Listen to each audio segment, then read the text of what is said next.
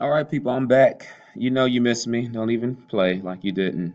You know the truth will prevail in the end. All right. So yesterday we did, well, it depends on, well, if you're watching the video, it was yesterday. So I'm thinking about video land. Okay, so previous video had parallel lines. This video is going to talk about perpendicular lines. So like we started off the last video, we're going to find the slope of each line and then look at the slopes and we're going to discover something very, very great. All right, so if I find the slope of A, I can put a dot here, I can put a dot here. I can go up 1 over 1. All right, great. Slope of A is 1 over 1. If I find the slope of B, I can put a dot here, a dot here. Let me go from left to right. That's the way I do it. Down 1, negative 1 over 1. 1. All right, cool. If I find the slope of this line, C, did I do the right? Yeah, I did do the right ones. Okay, C, we know the slope of C is 0. And our eigeness, so we know it's 0 over a number. A number can be anything because you can go from 0 and then run whatever. And then the undefined line, the vertical line, not the undefined line. Undefined is a slope. The vertical line is undefined, and we know that's going to be a number, the nest over the egg. Shout out to Jordan, who loves this wonderful, wonderful analogy. All right. Here we have E. If we want to find the slope of E, we'll put a dot here. It doesn't cross that corner. Don't put a dot there. And then the very next corner it crosses is here. So that's up 1, 2, 3 over 1. I kind of totally missed that dot, but y'all get the point. If I want to find the slope of F, I can put a dot here. And then the dot is right there, even though that looks a little weird. Maybe I'll choose another one. Well, pick this one. And then I go down 1 over 1, 2, 3. And then if I want to find the slope of H, I can put a dot here and then dot here, down 1 over 2. And then G, I can put a dot here, and then 2 over 1. So if these lines are perpendicular, and they are, that means that the one that we commonly can see is that they intersect. First of all, they do intersect. So don't say perpendicular lines are lines that intersect. Yeah, these are intersecting lines too, people. That doesn't mean they're perpendicular, but they intersect and they form 4 right angles. Okay. So that's the property of perpendicular lines. And now if we look at the slopes, come on, y'all are smart before I give you the answer. If we look at the slopes, slopes, what's happening with the slopes? All right, so I know you said it. It looks like the slopes, it looks like the number, they're flipping, and one is positive and the other is negative. So we know if a number flips, that means that's the reciprocal, and then the opposite, we can say the negative sign or the opposite sign will be opposite reciprocals. So the slopes of, and this is the symbol for perpendicular lines are opposite, or some people say negative, reciprocals. Okay? And we see that 1 over 1. If you flip 1 over 1, it still becomes 1 over 1, but the opposite sign is negative 1. 3 over 1, flip that, becomes 1/3, but the opposite is negative 1/3. So it's opposite reciprocals, and they're just not reciprocals because the reciprocal of 3 over 1 is 1/3, but the opposite reciprocal is negative 1/3. The reciprocal of 0 is 0 over a number, which means a number over 0, which means undefined, and there's no opposite of 0. Okay, so negative 1/2, the opposite of negative 1/2 is positive, but the reciprocal of 1/2 is 2 over 1. All right, so let's practice. We see that. So the product of the slopes of perpendicular lines is 1, but because we're multiplying, it's negative 1 by the opposite. For instance, 1 over 3 times negative 3 over 1 is negative 3 over 3, which gives you negative 1. So anytime you flip, you're going to basically get 1. All right, excuse the interruption. Explain how mathematically the slope of vertical lines and horizontal lines are perpendicular. Well, this is a you-do because we just saw that. So I want you to explain that. The slope of y equals negative 4x plus 7 is negative 4. The slope of 1, y equals 1/4 x plus 2 is 1/4. What can we conclude about the lines? They are perpendicular lines. Why? Because the slopes are opposite reciprocals. It says find the slope of a line perpendicular to a line with this slope. So the slope of a line perpendicular to negative 2 will be a positive 1/2.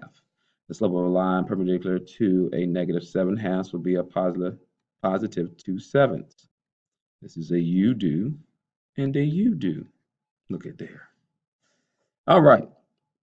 It says, given the equation of each line, find what will be the slope of a line perpendicular to the given equation. So this is not parallel, everybody. What's the slope of a line perpendicular to this given equation? Well, a perpendicular slope would be 3 is the slope of the line, so it would be negative 1/3.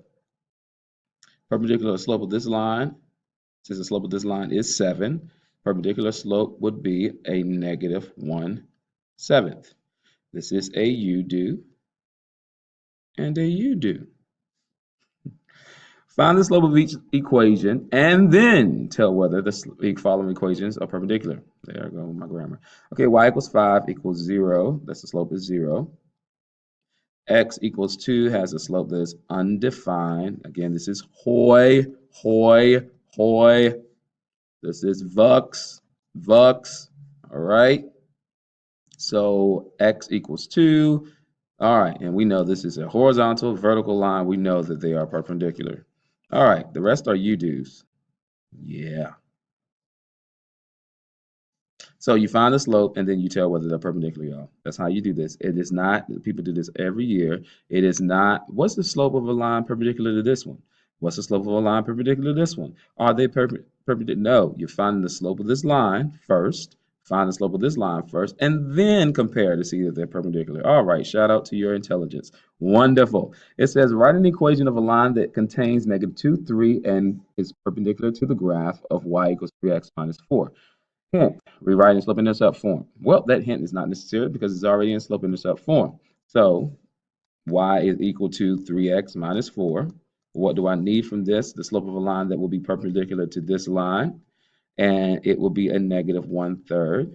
So if I want to find the equation that is perpendicular to this equation through this point, then I need to find that equation through this point with this slope.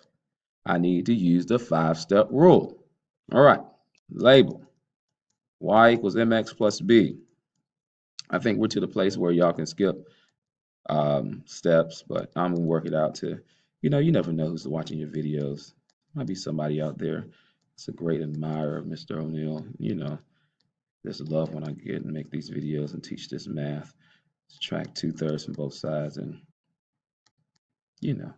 All right, so 3, if I take 2/3 away from 3, I am left with 2 1/3, which translates into 6 7/3. That was really, goodness gracious, let me get my life together. What am I doing? I was going to let that be the bar, but then I was going to make a fancy 7, but then that jacked up. All right, so y is equal to a negative 1/3 x plus 7/3. I like improper numbers, improper fractions, not numbers. All right, we're at 9 minutes, 24 seconds. Let's see.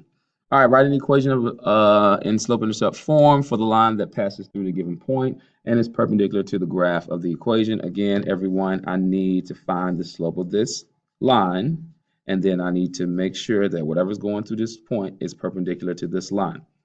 Okay, so either I can graph it and see, this is really simple, it really is, or I can use the point and then the slope and then the 5-step rule.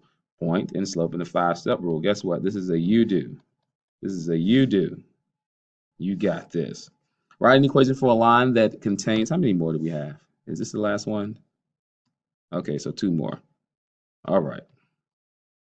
Write an equation of a line that contains -2, 3, and is perpendicular to the graph of 3y minus x equals 9. So again, in order for me to know something that is perpendicular to this equation, I need the what?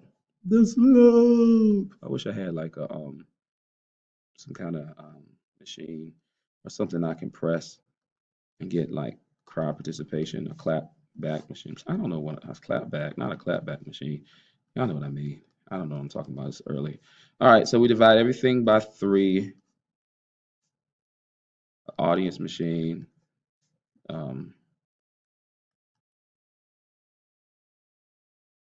And we know x over 3 is the same thing as 1/3 x, or 1x over 3. And so I'm going to put it there. So if I want to find the slope that's perpendicular to this, then a opposite reciprocal, the opposite will be negative. The reciprocal of 1/3 would be a -3. So I use the -2, 3 point, and my slope is -3, and the rest is a u-do. Yeah. And guess what this is? This is a u-do. Look at you with your smart self. So proud of y'all. It's a pleasure to be with you all today. As always, I did an amazing job teaching you. That's what I do. That's what I get paid for. They need to pay us more, but you know, y'all can grow up and change the world, all that good stuff. And because you know. All right, I'm done. Have a great day, everybody. Bye.